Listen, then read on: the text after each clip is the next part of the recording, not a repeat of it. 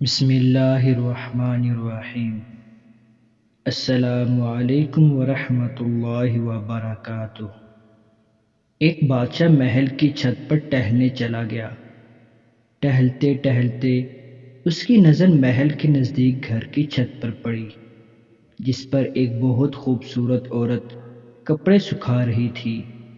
بادشاہ نے اپنی ایک باندی کو بلا کر پوچھا، کس کی بیوی ہے یہ؟ باندی نے کہا، بادشاہ سلامت، یہ آپ کے غلام کی بیوی ہے۔ بادشاہ نیچے اترا۔ بادشاہ پر اس عورت کے حسن و جمال کا سحر سا چھا گیا تھا۔ اس نے اپنے غلام کو بلایا۔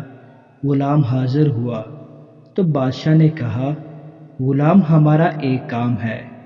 ہمارا یہ خط فلاں ملک کے بادشاہ کو دے آؤ اور اس کا جواب بھی ان سے لے آنا۔ غلام اس خط کو لے کر واپس آ گیا۔ خط کو اپنے تکیے کے نیچے رکھ دیا۔ سفر کا سامان تیار کیا، رات گھر میں گزاری اور صبح منزل مقصود پر روانہ ہو گیا، اس بات سے لا علم کہ بادشاہ نے اس کے ساتھ کیا چال چلی ہے۔ ادھر غلام جیسے ہی نظروں سے اوجھل ہوا، بادشاہ چپکے سے غلام کے گھر پہنچا اور آہستہ سے غلام کے گھر کا دروازہ کھٹکھٹایا۔ غلام کی بیوی نے پوچھا، کون ہے؟ بادشاہ نے کہا، میں بادشاہ ہوں، تمہارے شوہر کا مالک۔ تو اس غلام کی بیوی نے دروازہ کھولا۔ بادشاہ اندر آ کر بیٹھ گیا۔ غلام کی بیوی نے حیران ہو کر کہا، آج بادشاہ سلامت یہاں ہمارے غریب خانے میں؟ بادشاہ نے کہا، میں یہاں مہمان بن کر آیا ہوں۔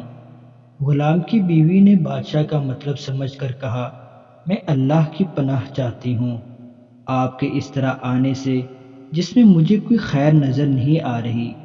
بادشاہ نے غصے میں کہا، اے لڑکی، کیا کہہ رہی ہو تم؟ شاید تم نے مجھے پہچانا نہیں۔ میں بادشاہ ہوں، تمہارے شوہر کا مالک۔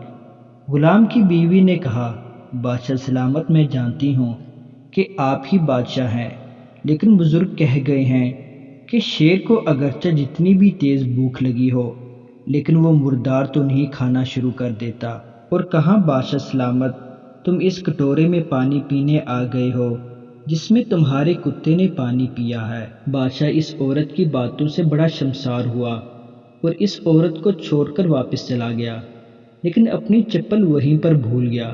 یہ سب تو بادشاہ کی طرف سے ہوا۔ اب غلام کو آدھے راستے میں یاد آیا کہ جو خط بادشاہ نے اسے دیا تھا وہ تو گھر پر ہی چھوڑ آیا ہے۔ اس نے گھوڑے کو تیزی سے واپس موڑا اور اپنے گھر کی طرف لپکا۔ غلام اپنے گھر پہنچا تو تکیے کے نیچے سے خط نکالتے وقت اس کی نظر پلنگ کے نیچے پڑے بادشاہ کے چپل پر پڑ گئی، جو وہ جلدی میں بھول گیا تھا۔ غلام کا سر چکرا کر رہ گیا اور وہ سمجھ گیا کہ بادشاہ نے اس کو سفر پر صرف اس لیے بھیجا تاکہ وہ اپنا مطلب پورا کر سکے۔ غلام کسی کو کچھ بتائے بغیر چپ چاپ گھر سے نکلا۔ خط لے کر وہ چل پڑا اور کام ختم کرنے کے بعد بادشاہ کے پاس واپس آیا تو بادشاہ نے انعام کے طور پر اسے 100 دینار دیے۔ غلام دینار لے کر بازار گیا اور اپنی بیوی کے لیے قیمتی کپڑے اور کچھ تحائف بھی خریدے۔ گھر پہنچ کر بیوی کو سلام کیا اور کہا، چلو تمہارے میکے چلتے ہیں۔ بیوی نے پوچھا، یہ کیا ہے؟ غلام نے کہا، بادشاہ نے انعام دیا ہے اور میں چاہتا ہوں کہ یہ پہن کر اپنے گھر والوں کو بھی دکھاؤ۔ بیوی، جیسے آپ چاہیں۔ بیوی تیار ہوئی اور اپنے والدین کے گھر اپنے شوہر کے ساتھ روانہ ہوئی۔ داماد، بیٹی اور ان کے لائے گئے تحائف کو دیکھ کر وہ لوگ بہت خوش ہوئے۔ غلام بیوی کو چھوڑ کر واپس آ گیا اور مہینہ گزرنے کے باوجود نہ بیوی کا پوچھا اور نہ اس کو واپس بلایا۔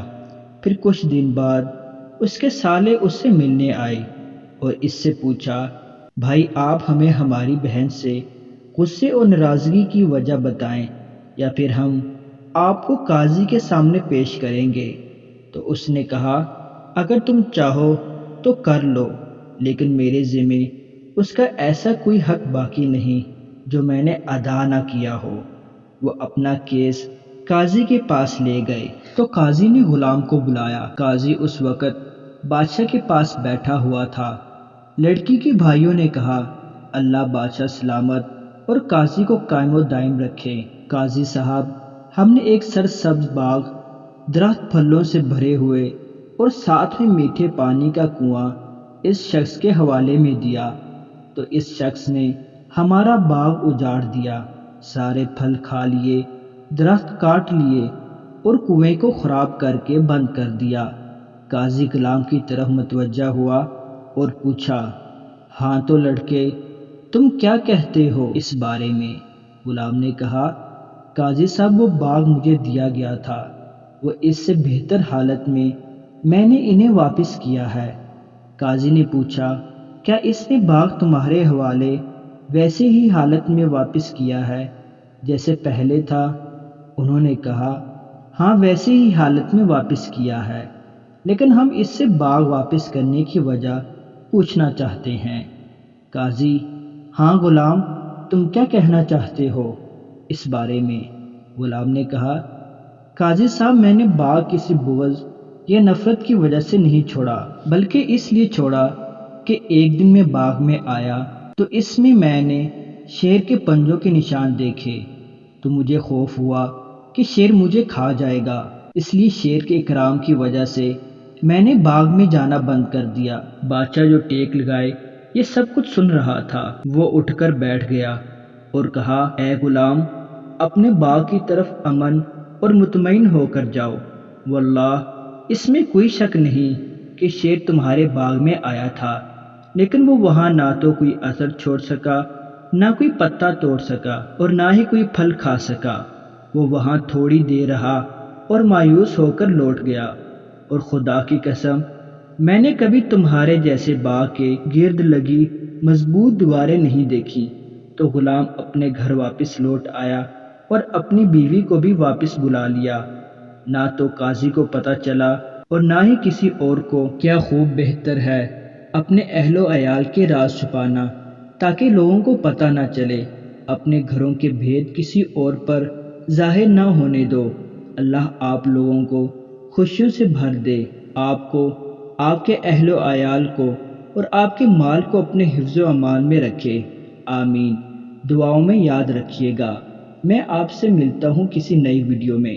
دوستو، اگر آپ نے ابھی تک ہمارے چینل کو سبسکرائب نہیں کیا تو جلدی سے کر لیں اور ساتھ میں لگے بیل آئیکن کو بھی پریس کر لیں تاکہ ہماری آنے والی ہر نئی ویڈیو آپ تک بآسانی پہنچتی رہے۔ اللہ حافظ۔